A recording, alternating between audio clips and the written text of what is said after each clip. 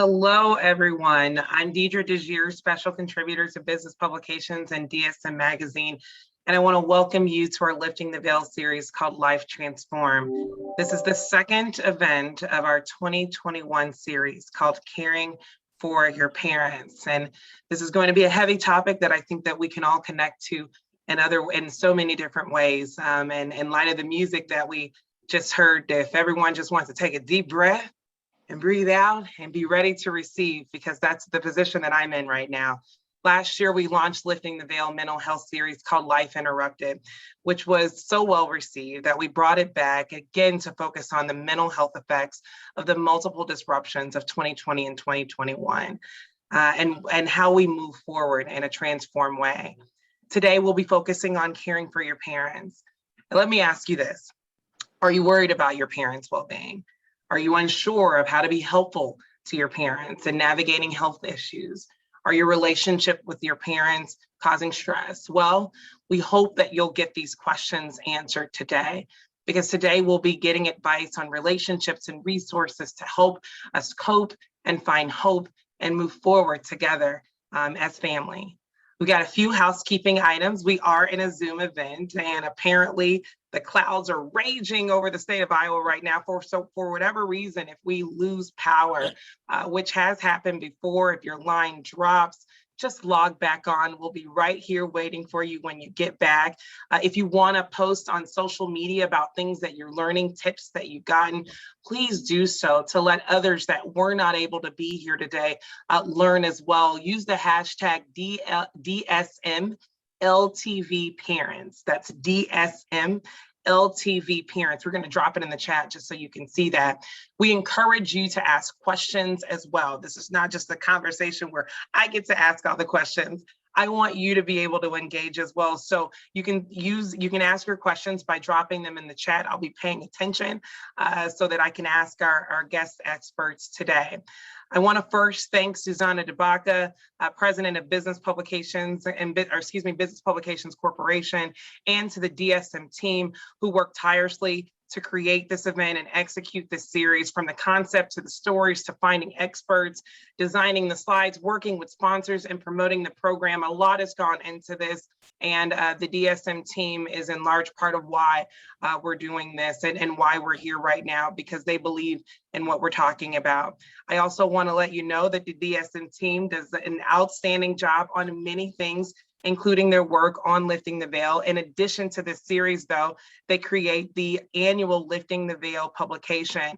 If you haven't seen it, I want you to pop online. You can go to this link that you see right here and just take a look at the series. It's excellent. It's also going to be in the chat.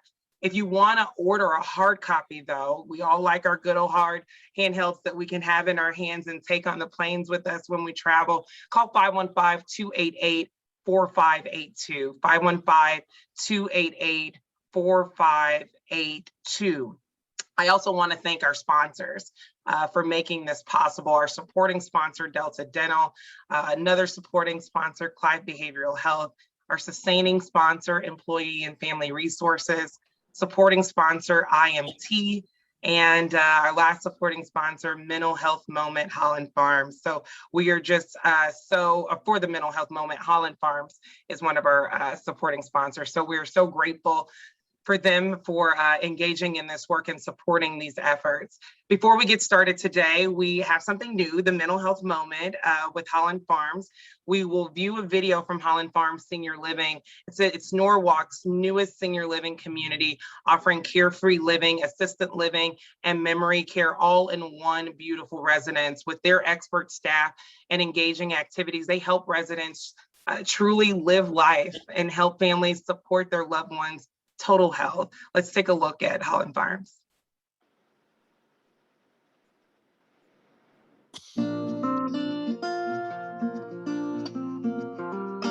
Hi, this is Marty Hug, COO with AgeMark Senior Living. We are the managing partner for Holland Farms, which will be opening this month in Norwalk.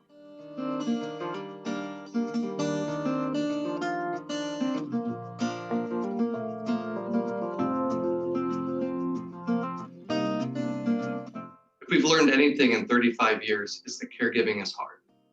And And there are many resources that we provide beyond housing and services to help those that are caring for someone at home. One of the items that we provide is educational events free of charge to families who want to learn more about how they can be better caregivers, or just even how they can cope with caregiving for someone at home. Support groups where families can talk with each other who are going through the same events, caring for somebody at home. In addition to that, we offer day stay and respite stay for families that may need to travel or work and they need a short stay option for their loved ones. No matter where you are in your journey, we're here for you. And we encourage you to reach out to us. We're here to help.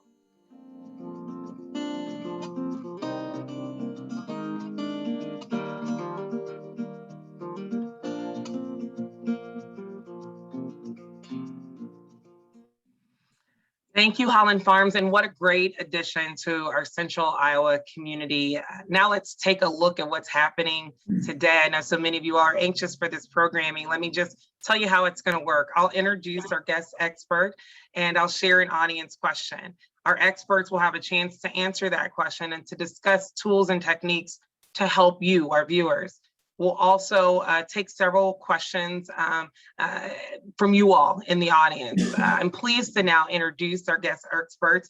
First, we have joined with us Dr. Yogesh Shah, who was a guest last year and gave excellent advice, so we wanted to bring him back on. He's the Chief Medical Officer and Vice President of Medical Affairs for Broadlawns Medical Center. Dr. Shah is responsible for leading the medical staff, credentialing, quality, and risk management, and achieving exceptional patient outcomes. Before Broadlawns, he served as the Associate Dean of Global Health at Des Moines University and was the founding physician for the Des Moines University Memory Clinic. Among Dr. Shah's clinical expertise areas are geriatric medicine and family medicine. So we are very, very lucky to have him today. Hello, Dr. Shah. Hello, Deidre. I love your energy. Oh, Hello. it's so good to see you, Doc. So good to see you.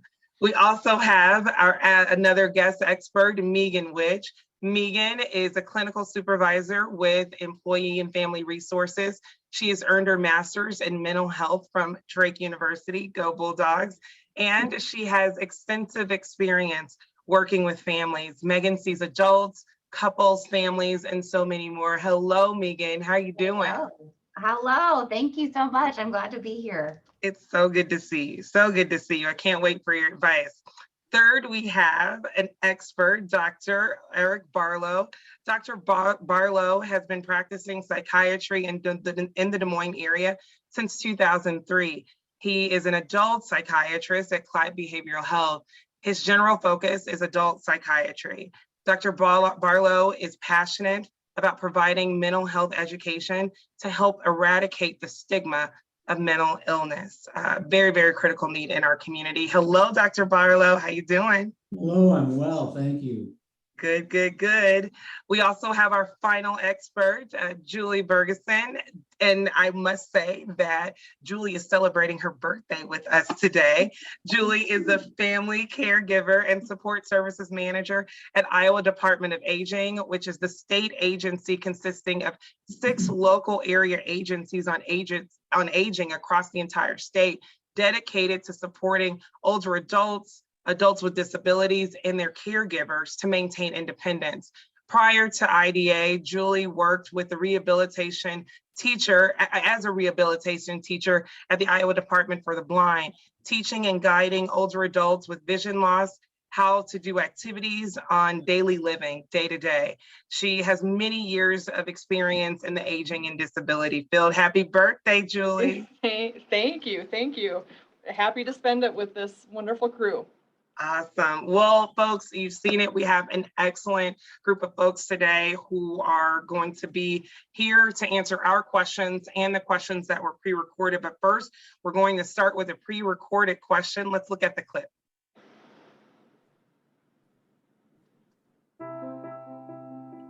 There's still a great amount of stigma around mental health, especially with seniors and people from underrepresented communities.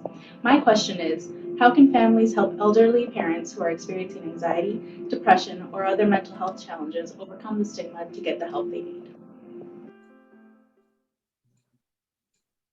Yeah, that stigma we just talked about in your bio, Dr. Barlow. That is one of the things that you're seeking to do, is to make that stigma disappear. How can families help parents and loved ones in spite of the stigma? Yes, I think that's really, really important, Deidre. We have been living in a year of isolation, and with our aging parents, and I can speak personally to this, my parents are in good health. They are living independently in their home up in South Dakota, and they're 79 and 81 years old, and I have seen them exactly once for the entire last year. And other than FaceTime and things like that, but face-to-face once, and that's tough. And it wears on them, it wears on us, it wears on everybody. And I think when you're dealing with an aging population who is probably thinking that there's fewer days ahead of them than there are behind anyway, and then you throw a global pandemic on top of the whole situation, and it really makes a situation ripe for anxiety and depression. So the first thing that I would say is to really try as hard as you can not to take that for granted that your parents are still there, and to really maintain an open dialogue with them and ask them, maybe something that you would normally not ask when you talk to your parents. Are you doing okay? Because there's a lot of reasons why people aren't right now. And there's a lot of opportunities for telehealth or counseling if they were to need something like that. And we've really opened up psychiatric care to everybody, including this patient population, which I think is so crucial. Mm-hmm. Dr. Ball, I don't know if you knew this, but today is Wear Green for mental health awareness. Oh, yeah. And you got it. You knew it. You knew what was happening. They reminded me about 1,000 times at Clyde Behavioral Health about it. So I decided I better put my green shirt on. So. Lovely, lovely, lovely. But it's just a reminder that we just have to be aware of these challenges and the stigmas. Megan, working with families and the work that you do, how do we walk that line? Because it can be challenging sometimes. We might feel like we got to tell folks what to do all the time, but not everybody wants to be told what to do. I hear that. I'm one of those people that doesn't want to be told what to do. And so, the stigma is hard. It's all around us. There's no doubt about that. The more honest that we can be, though, with our parents, with our family members, with our colleagues, whomever, the better that we can do this together. I think that's key. We're not doing this alone. Maybe we're each taking a step forward. That's perfectly fine. But we can kind of lock arms. We can do this together. And I think recognizing we're not alone is key, because we're not. Everybody's in this in some capacity. We have to recognize that and be open. So sometimes, we may not know that we're experiencing anxiety. We may not know that we're experiencing depression or any other mental health challenges. What does it look like for an individual outside of our normal, space to come and just let us know what should they be looking for to help us understand that perhaps might be what we're experiencing. So Deidre, one thing I would say is to just basically normalize their feeling first, meaning whatever anxiety, depression, or symptoms what I might be feeling, if Dr. Barlow tries to normalize first, that helps for me to open up first. Second, I think the term mental health, there is some movement to make it even brain health. That it's just like diabetes, there are diseases like anxiety. It's a chemical, it can be chemical. So just trying to make it a different terminology. As a geriatrician, I hear and I've heard from day one in Mount Air in 95, hey, Dr. Shah, don't mention the word Alzheimer's. You can call it dementia, but don't worry. Basically, it's the same, but so just people want to hear and feel that they're part of the normal aging process. So brain health instead of mental health could be an approachable way to connect with someone on the issue. Yeah. So that way I don't feel then openly talking to people. Hey, I got diabetes, and by the way, I also have brain health. Oh, what's your brain health? Oh, I got diagnosis of bipolar disorder. So okay, got it. Julie, working as a family caregiver, are there tricks or techniques that you have that folks can adopt in working with their families on these brain health challenges. Oh, I just love that term. That's going to be a new phrase, Dr. Shaw, a new term here. Yeah, I think we need to keep talking about it. You know, we ask our parents or whatever, how's your blood pressure? How's your blood sugar? Whatever. And we just need to continue to have those to talk about it. It's okay to ask, how are you feeling? Let's talk about it. How can I help? Caregivers and families are really that first line of defense before it even gets to our physicians, right? They're going to notice things like maybe social withdrawal, weird sleep habits, or a change in sleep habits, change in eating habits, maybe a change in appearance or their home. Some of those things, maybe, you know, things to put a little red flag for families to keep asking those questions. Mm-hmm. You know, and either of you all can answer this question. Does it help to talk about things that we may be dealing with first? So if I'm going to approach my grandma and I see she's got some challenges going on, does it help that I talk about my challenges first so that, you know, she can get an understanding, maybe that she's not alone? I don't know, but that helps. It's a great, no, yes, I strongly feel, yes, it does help to grandma to open up, because then say, oh, if Deidre is feeling, okay, if it's must be normal to talk about it. I feel, so Julie, you mentioned about social withdrawal. That's an extremely important point, Deidre. The new term, even pre-COVID, is that if you're socially isolated, it's like smoking 12 cigarettes per day. The side effects, the bad effects of health, of social isolation is 12 cigarettes per day. Of course, COVID unfortunately might have made that worse. So we can be socially distant, but not isolated. Wow, that's an important point. So I don't think I've ever really thought about the physical health impacts that isolation can have on an individual. Let's go on to the next question, because I think that is a great segue to our next one. Let's go.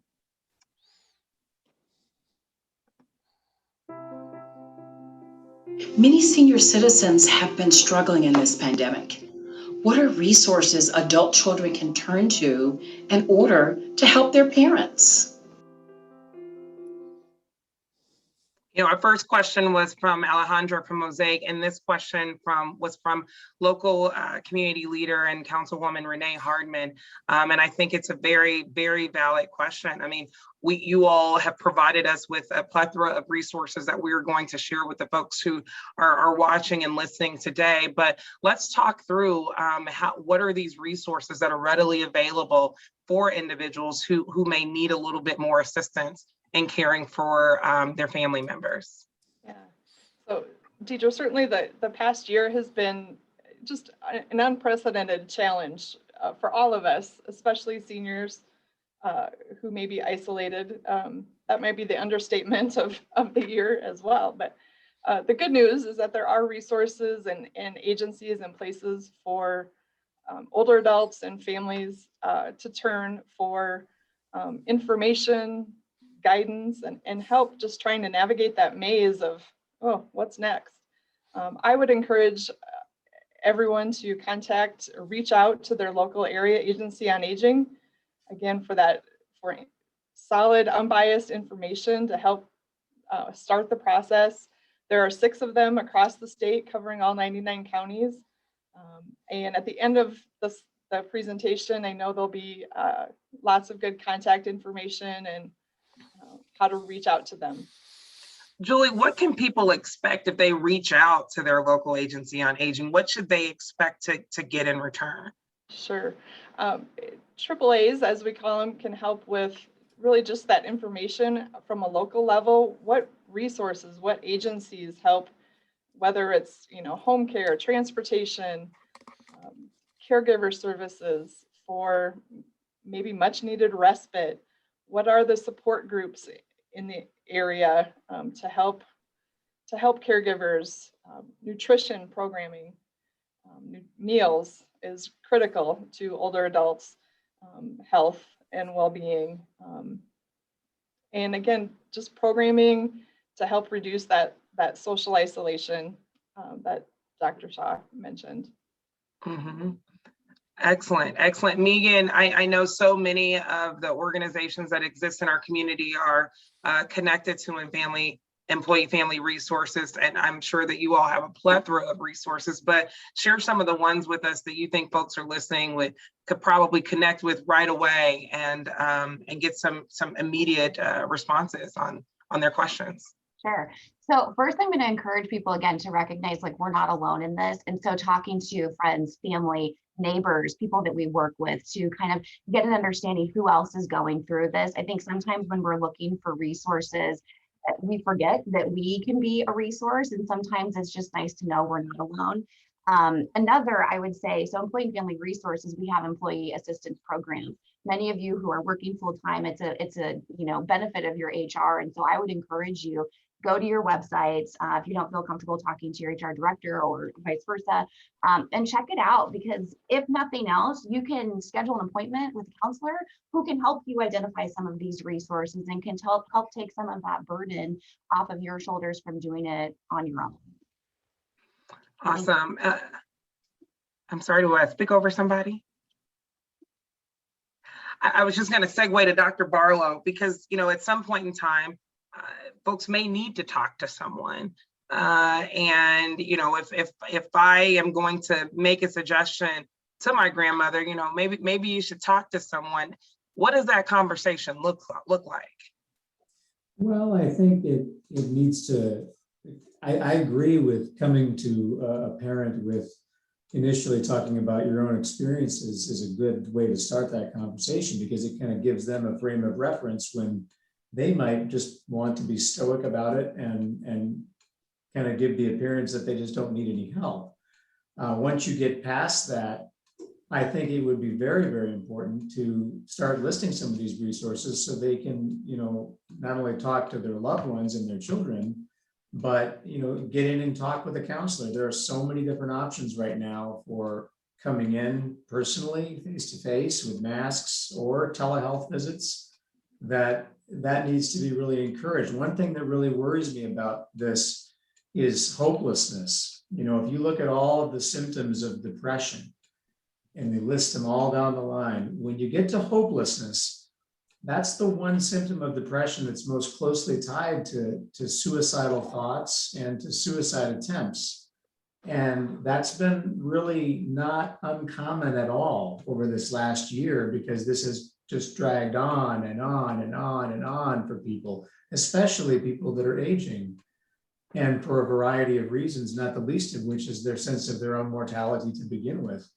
That I really think that maintaining that open dialogue, and again, it's been said a lot of times before today, assuring them that they're not alone and that there is help for them, and assist them with making that call, assist them with calling, like in Clive Behavioral Health's standpoint, calling our assessment center. There are people there that can talk with you. Doesn't necessarily mean you're going to be admitted to the hospital, but there's resources there, nurses, social workers that are able to talk with people. And I really think we need to be paying attention to that, because when hopelessness sets in, things can get pretty dangerous. Yeah, Deidre, to add on to Dr. Barlow's point, hopelessness, that's where potentially for few people addiction can start, because that at least takes away that the depression, the darkness out of it. Doesn't mean the problem is solved. So that's where I worry about the addiction potential when the hopelessness sets in. You're absolutely right. I don't have the direct stats in front of me, but we know that over the course of this pandemic, alcohol sales have been on the rise. I have a friend of mine that is a fitness expert out of the state, and the fitness industry was impacted greatly by COVID, and so as a result, they had spare time on their hands and decided to start drinking a little bit more, and it turned into an addiction that didn't exist previously. And we see that not only amongst, I see that not only amongst my peers, right, but it's happening amongst our aging parents as well. Deidre, unfortunately, the numbers can vary, but as high as about 30% rise in alcohol, opioid prescriptions. So yes, it's a significant worry for all of us socially, but also in healthcare. Mhm. You know, there's a question in the chat that I think is in line with this as it relates to resources. There's folks who aren't close to their parents. They live out of state and their parents, they're not around the corner. And it has been an incredible challenge connecting with them. How do individuals deal with the guilt of not being right there, celebrating every holiday, every birthday, every Mother's Day, every Father's Day with their parents, knowing that they would like to? How do people deal with that? So the one of the way would be, I would say, connect as many times in as many different ways we can, whether it's just a simple call or a Zoom or some other way. Yes, it's going to be difficult, but if your parent or your child knows that, hey, you are there for them, that itself would help a lot. Mhm. You all have heard me talk about my grandma a lot, and I want to give you some context. So I am the oldest of my mother's children, and when I was 8 years old, my mother passed away. And so now that my grandmother is almost 80, there's a little bit more help that she needs, and she lives in the state of Mississippi. And so sometimes it's very challenging for me to get there right away. In fact, she called me this morning asking me if I was going to come home on Saturday. It's an 11-hour drive, but you know, I'm like, no, grandma, but she also calls me every day. And so she feels the connection because she's totally a phone person. But there is a little guilt in me because, you know, I have cousins that are graduating and things along those lines. And she wants me to be with her while she's experiencing that. And it can cause some guilt sometimes. Yeah, Deidre, since it's going to rain in Iowa, you might want to take that 11-hour drive. That might be a good point.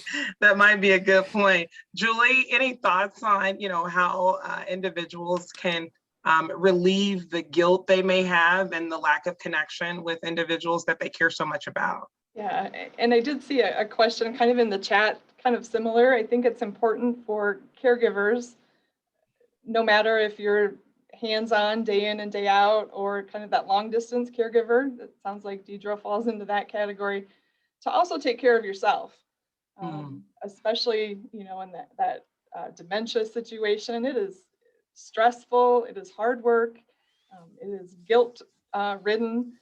So it is really important for that caregiver to maintain their physical health. You do whatever it is in small doses to help them continue to maintain their role, from you know, reaching out to support groups or having coffee with the neighbor, gardening, whatever it is, that gives them a little break, or a little joy, as well. Yeah, we live in a society that is really keen about comparing and contrasting. And a lot of times we may have that tendency to do that with our relationships with our parents. Well, so-and-so's relationship looks like that, and so-and-so does that for their parents. And so we create standards based on what other folks are doing around us. But our relationship with our loved ones is our relationship on our own. We get to make that what that is, right? And we don't necessarily, it may not work to do what person A is doing or what person B is doing, but what works for the situation in that current time, right? Good point, Deidre. I would add, yes, agree with that, and even add that your parents, let's say, Julie, you mentioned dementia, that expecting your parent to be what they were 10, 15, 20 years ago. No, they have changed, you have changed. So not to compare with other relationships, parent and child, or your own parent when you were young or they were healthy and young. That's what I see frustration between the caregiver, especially the younger caregiver and parent, more on expectations that, oh, dad is not doing this. No, he's not going to do it because of dementia. It's not intentional. That's an excellent point. And I think that is also an excellent segue to our next question, which is really around relationships. Let's hear it.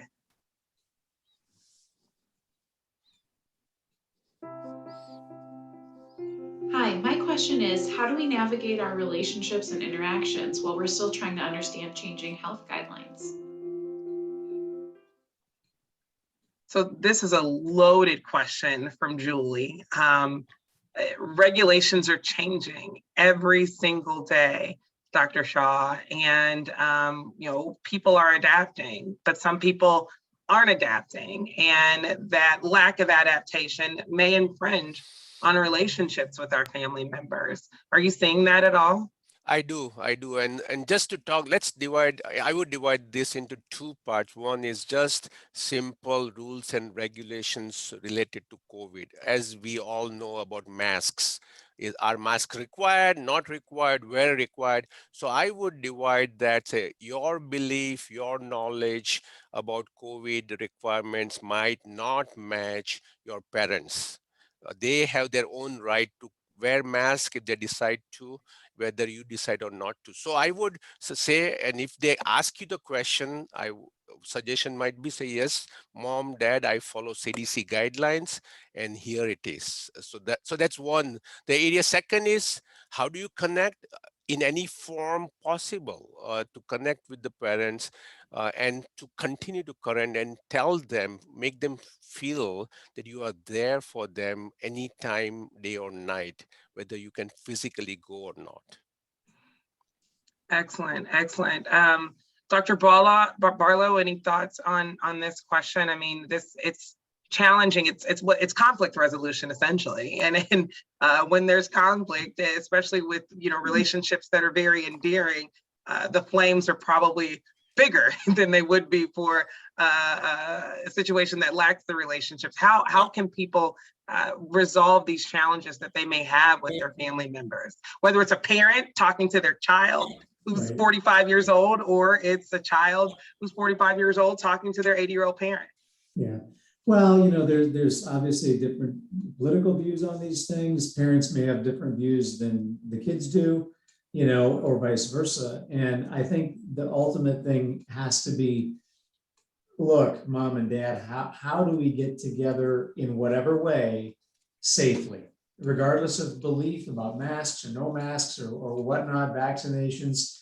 How do we get together safely, whether it's through Zoom, whether it's through Skype, whether it's through FaceTime, whether it's through a phone call? Like I said, when I saw my parents for the first time in about a year, we all had been vaccinated and there were no masks in the home. And it was the first time that had happened in a long time. And we all felt comfortable with it because we were vaccinated and everyone was healthy. But you do have to take that as an individualized thing, because there has been some very heated, and I've heard about them in my practice, arguments in families about, what is the right thing to do, and I think the way I would approach that is to say, well, let's not get bogged down in that. Let's figure out how we can be connected, whether it's, and do it safely, because we have to ensure that nobody feels alone. And we've said that again so many times, but it's so important because this isolation is frankly killing some people. Mm-hmm. And we really have to attack that for the problem that it is. Christine Rochelle just brought up a great question that I was just about to ask you. Some folks are help caring for their parents in a village, from a village vantage point. Their siblings that may have differing opinions about what should happen with the parent. And so, how do we even approach the sibling rivalry? I'm the oldest. And so when I say something, I need them to think 2 times before they ask me a question. How do we deal with that sibling rivalry, Dr. Barlow? Well, I have a sister who's 7 years older than I am, and we haven't seen eye to eye since I was probably in 2nd grade. So that is a difficult one. I think we have to get back to safety, and we have to get back to how can we come together as siblings to support our parents, no matter what our views are about this. We all know it's a disaster. It's a pandemic. It's been horrible on people. It's killed people. It's affected everybody's life. How do we get together and put that aside and say, okay, we have to be able to be there for our parents safely. How do we do that? Do we do it virtually? Do we do it? And if people aren't against or are against masks, do we just say, okay, well, you are, but, or I am, or whatever the case may be, but for our folks, we're going to put them on. And that's what they're comfortable with. You know, there's got to be some kind of give and take here, because we're not going to solve all of the disagreements we have about what to do during this pandemic. We're not going to solve all those, and we can't let that eclipse the fact that our folks need us, and that has to take precedence in our own views on this. I mean, if there's ever been a time to come together as siblings, it's now, and as people, frankly. So Deidre, I would add and expand that to just overall care of life also. So, and as a geriatrician, I see that frequently. And what I tell my patients is that plan your healthcare part on piece of paper, power of attorney, and let your family know what your wishes are. Whether do you want to be on ventilator, do you want to be DNR or not? So applies to current COVID situation also. Let your family know what your wishes are. Hey, if you come to my house, I expect and I like everybody to wear mask, whether you're ventilated, you're vaccinated or not. So if it comes from parents, it gets easier for siblings not to hopefully fight within themselves. At what point should people start making those plans? Oh, any age. A good Wow. point, Deidre. I can Yeah. talk. It can be another panel on this topic. I say earlier the better. 40s, 50s is not early, because first of all, accidents can happen, trauma can happen. I've seen many young people in ICU unable to know, and then the family has to decide what to do with this ventilator. Definitely when you are reaching the age of 65 older, in my clinic, nobody leaves without that topic of where is your power of attorney, who's your voice when you can't talk.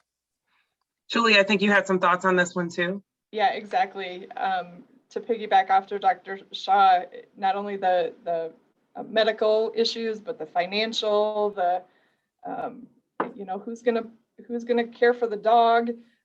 Any and all of those topics are good to be discussed before that crisis situation, because in that crisis situation, no one, that high stress situation, no one can, think clearly, and emotions are running high, and it's important for those siblings to also find their strengths. Right? Maybe one of those siblings is really good with finances. Me, not so much. But I'm not afraid to go to medical appointments or different things. So I think everyone can find how best to help their parents during that time. And then without the document, Deidre, what I have personally experienced and gone through many families, let's say if there are 7 siblings, and the youngest one has not met parents or dad now for 7 years, and suddenly dad is in ICU and comes from DC saying, hey, I want dad to live forever and I want to do everything possible, not even knowing dad's wishes. So yeah, it's very important for their health to not have relationship problem for siblings to do all the appropriate paperwork. Megan, I'm wondering if EFR has some resources on this family planning and helping guide people down this path of knowing what to add in the plan and all the details. Sure. So I think, again, with EFR, whether we're talking to a counselor or we're using a service through an employee assistance program, there's access that's available. And I think one of the biggest pieces is sometimes we don't know what questions to ask. And so I think that can be, that's a great starting point.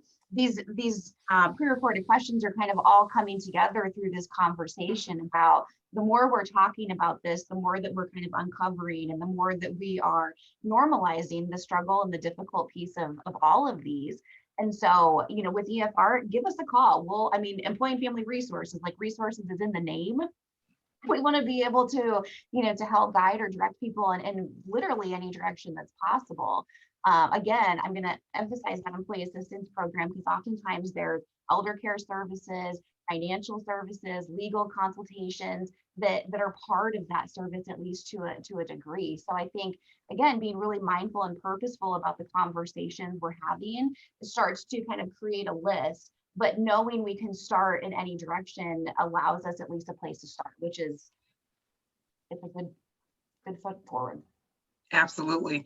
There's a question in the chat, and I'm going to go to you, Julie, on this one, because the question is about so many of our aging folks living in rural Iowa. But we also know the challenges that living in rural Iowa brings: lack of access to technology, lack of access to resources, lack of access to transportation. What can folks do to really lift up the importance of putting more resources in those communities? And if there are a lack of resources, where do people go? I think certainly the pandemic highlighted our lack of connectivity and technology, especially for older adults during this time. Again, I would really point people to their local area agency on aging, who not only is well connected with their services, but they are well connected to the entire community and other statewide resources for transportation, getting perhaps some simple technology in the home, getting those services even in those rural areas. Absolutely. And Julie, since I'm with you, I do want to go back to another question that we were talking about as it related to siblings and sibling rivalry, because you said something that I definitely want to pull out and uplift. The fact that when we're working with our parents as siblings, it's less about proving a point and more about addressing their needs and finding out how we can add value to the situation. Can you go a little deeper in that? Because I think that is an excellent point to make, because it really creates a teamwork environment versus, well, I'm going to do this and I'm going to do this and I know best and you're too young to know. Right. And that really kind of leads to as much of that pre-planning to as possible helps prevent some of those sibling arguments, if you will, or disagreements, or whatever it might be. But we all, again, need to find common ground in navigating our relationship with our parent. May have changed with our, it used to be mom and I used to go have coffee and go shopping, and now I meet with her and we do her meds and run to the pharmacy and write checks or whatever that might be. So, find things, ask for help with those siblings, say, I can do this, but I can't do this. Can you help? Just having those really frank conversations to share the load, and then hopefully your time with your parents is well spent. Not just doing those errands. Dr. Barlow, I'm going to come to you on this one. We're getting lots of questions in the chat now, so keep them coming, folks. You spoke a little bit about thinking about how our parents used to be, and I think Julie just also led us down that path. As individuals who are nostalgic and are connected to our memories of who our parents were to us, a lot of our parents were our cornerstone. They were our rock. And now we have to be their rock. How do we deal with that as individuals, knowing that there's a transition, but also putting ourselves in a position to just keep moving forward as well? Well, I think it's a really interesting role reversal, because I think sometimes parents are almost reluctant at times to have their children kind of take that role, because they're so used to taking care of them. I mean, I'm 48 years old and my parents still want to take care of me when I go back home, so that role reversal when they need some help is very, very important. And, I think that the way we need to approach our parents is one of, you're in a stage of your life right now where things may not be as easy physically, with everything, just day-to-day living, maybe a little harder, just based on physical issues, mental issues, if there's dementia involved, anything like that. And we are not quite there yet. We may be 2 decades down the line, but right now we're not, and we want to help. You know, we really, and that might not be an easy discussion to have at first, because you don't ever want to have that discussion with your parents, but you need to. You know, it's part of the whole thing coming full circle with aging, and especially in light of this pandemic, we can't abandon, maybe a strong word, but we can't abandon that whole notion that, you know, these people, our parents, may really feel like they're on their own and they're kind of an island unto themselves with everything going on around them, and their kids and their grandkids doing all their stuff, maybe out of state, maybe in state, maybe on Zoom, and they might not know how to turn a computer on. You know, so we really have to have these discussions with them, and have them openly, and have them in a kind, you know, non-confrontational fashion, where we're basically saying, and it's been said here before, you know, I'm here to help. How can I help? We've got one last question, and anybody can answer this one. It's fair game. It's out of the chat from Susan. I am the closest in distance to my mother. My siblings, 2 hours away, seem to not care / understand how much time and energy it takes to care for my mother. How do I get my siblings to step up and help? Susan, this is Dr. Shah. I feel for you, because I talk about this. Caregiving itself is a big burden, and on an average, I mentioned for dementia at least that 50% of caregivers themselves suffer from new onset of new condition, whether it's depression, anxiety, guilt, not managing their own chronic conditions well while being a caregiver, ignoring your blood pressure or diabetes, or even cancer checking. So caregiving is not easy. The families, the siblings need to understand. Unfortunately, you are right. Happens in most families that the caregiver who's the closest gets all the burden and no glory. When it comes to mom not doing well or falling suddenly, which happens to many, you get blamed. So sorry, and thanks. So my suggestion is being just without mom, just talking to both the caregiving and letting them know what and how you go through. Even though you might have power of attorney, doesn't mean you have to be the only caregiver. Power of attorney given to you is more that you are the voice for your mother or the father, not that you are the only caregiver. Yeah. Any other thoughts on this one, panelists? Well, I was going to say, Dr. Shah, I think, you know, being honest about what you need and recognizing you can't do it all.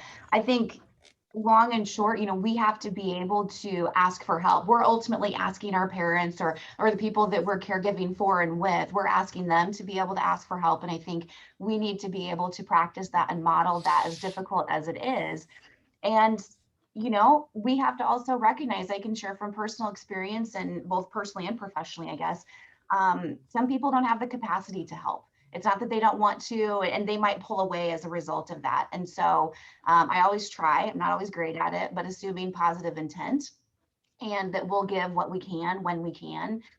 We just also have to recognize sometimes that's not in people's opportunity. And at least we have some, you know, some other services that are available, or supports like we've talked about throughout this presentation.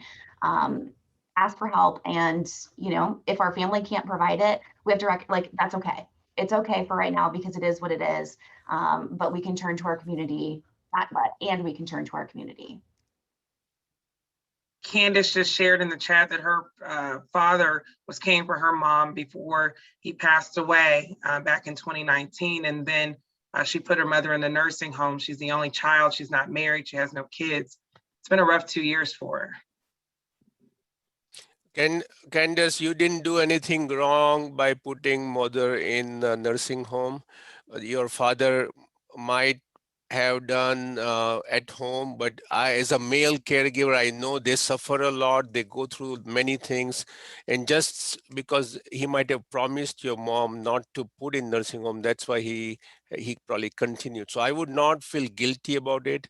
Most cases I have seen that families delay the nursing home placement, and at cost of both the patient and the caregiver. So don't feel guilty, and keep the relationship as many times as you can to see your mom.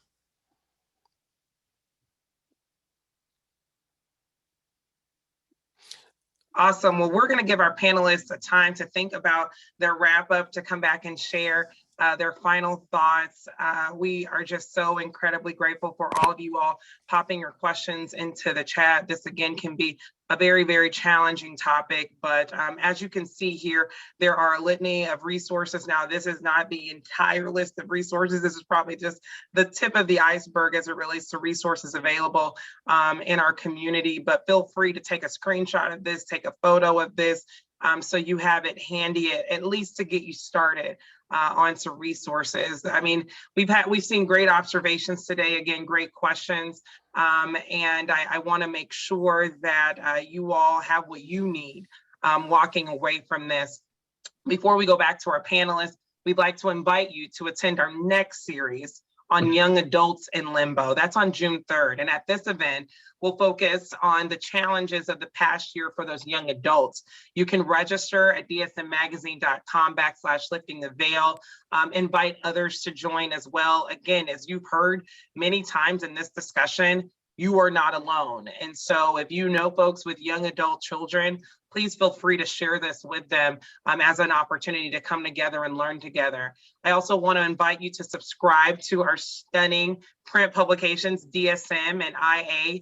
When you are a subscriber, you get access to print magazines, but you also get the digital newsletters, plus special publications like Lifting the Veil and invitations to events like these.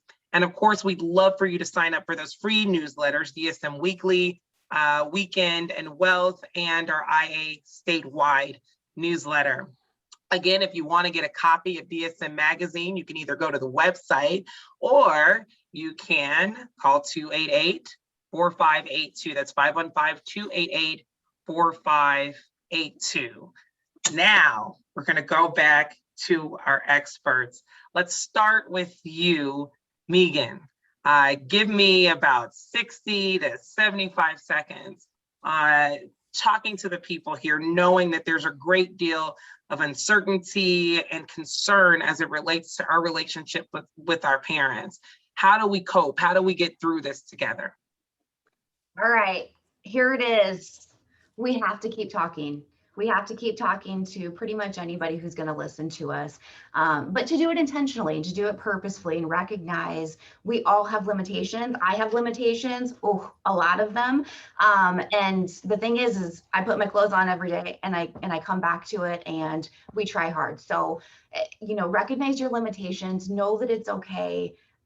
Still ask for help, because there's people, there's resources, there's a community, I promise you, that is here. And I know it feels like we're alone, and I get it.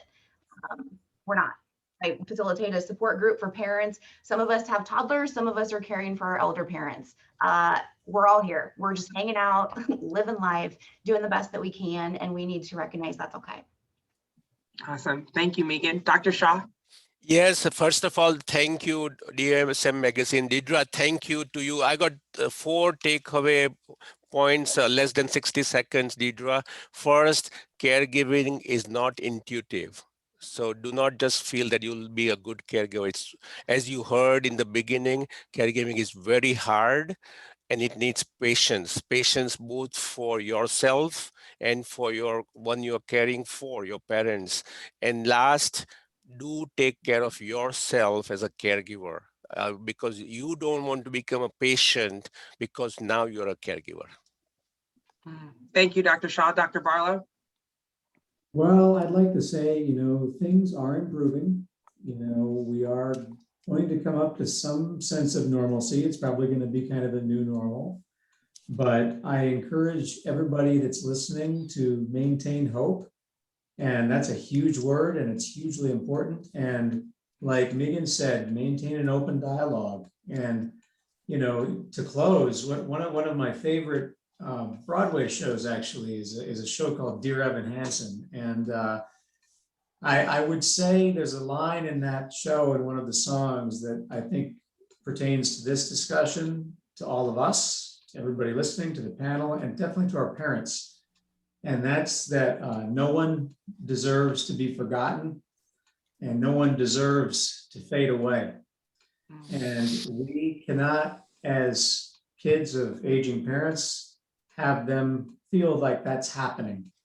And we need to do all we can to maintain that hope and to maintain that dialogue so nobody feels forgotten and they know they're not alone. Awesome. Thank you so much for those words, Dr. Barlow. Last but not least, to the birthday girl herself, Julie. I'm just not sure I can top Dr. Barlow's Evan Hansen quote there, but I would just encourage all of us to continue to show grace. There's no playbook for, there was no playbook for the pandemic, and there's no real playbook for caring for your aging parents. Sometimes we hit a home run, and sometimes we don't, and that's okay. I would just like to end with, if you are one of those, there's 42 million caregivers across this country. Like Megan mentioned, she's a sandwich caregiver caring for parents and children. Just thank you for all that you do day in and day out to support older Iowans.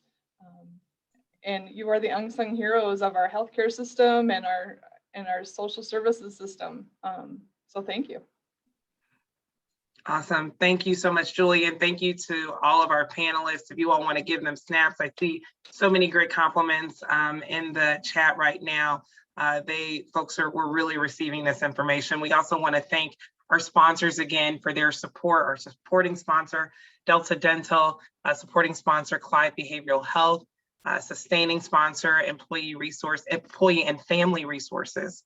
Another supporting sponsor, IMT Insurance, and thanks for our mental health moment sponsor from Holland Farms. And then I just want to thank each and every one of you all for popping in today.